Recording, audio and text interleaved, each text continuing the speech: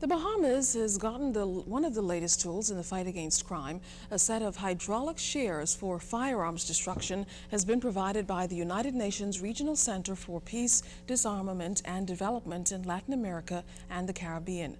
Clint Watson tells us tonight that the joint effort will strengthen the capacity of the country's security forces to combat firearms trafficking and ultimately contribute to the reduction of armed violence in the Bahamas.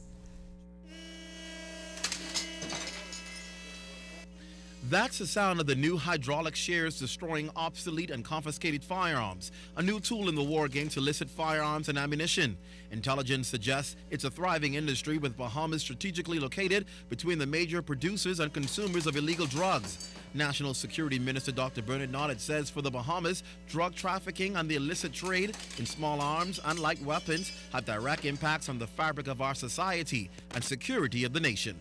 For this year alone to date, some 237 firearms and 4,010 rounds of ammunition have been removed from our streets by the police. Ladies and gentlemen, there's no refuting that gun violence is fueled by criminals using illegal firearms. Currently, most murders, 3/4 of all armed robberies, and more than 2/3 of all non-fatal violent injuries are committed with the use of a firearm. Dr. Noddet says the government is aware of the trends and know that firearms have been the weapons of choice, and there is a direct correlation between the drug trade, illicit firearms, and violent criminality.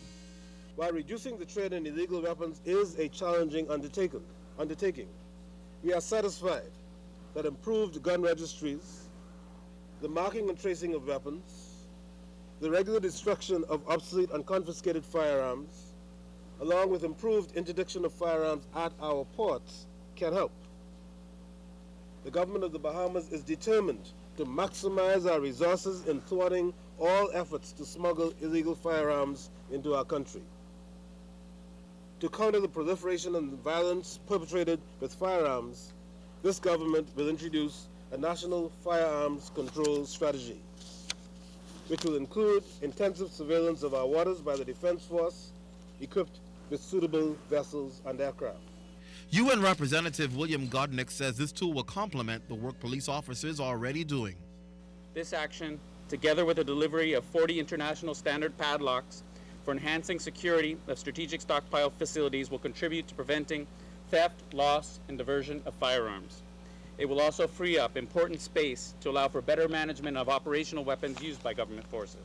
We should not see the illicit trafficking in firearms and ammunition as the cause of the challenges we face today, but rather one of its most serious manifestations, and that we must address in order to reduce the burdens on the public health system, judicial system, and our own security sector. It's no secret the criminal elements have found creative and resilient ways of committing their acts despite the improved technology and the efforts by government to curb crime. And that's why, according to this administration, it's important for them to stay on the cutting edge. They also hope to implement a national intelligence agency, incorporating all law enforcement agencies and their information. Clint Watson, ZNS News.